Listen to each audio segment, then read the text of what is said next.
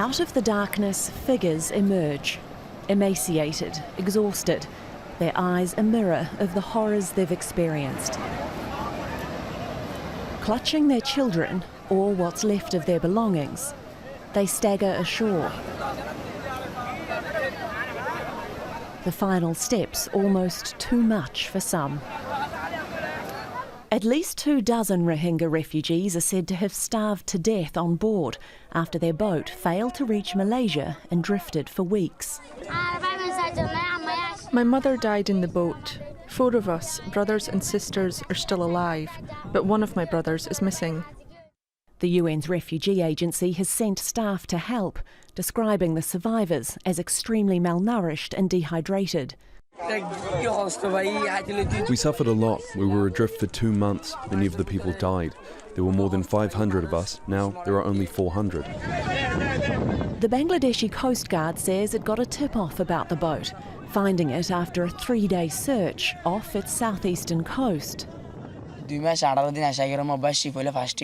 We entered Malaysian waters 3 times, but they didn't let us in. Many of us died in the heat and sweat. There were too many on board, women and children.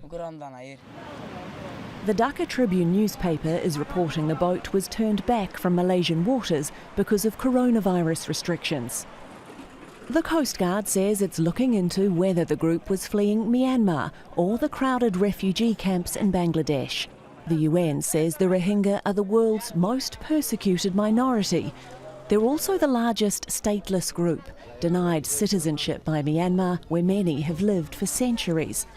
Hundreds of thousands of Rohingya have crossed the border into Bangladesh since 2017, when Myanmar's military launched a crackdown against them. Those camps are locked down. They don't even have internet services. They don't have adequate health services. The children can't go to school. And so people are making a dangerous and perilous voyage to try to get to a better life in Malaysia.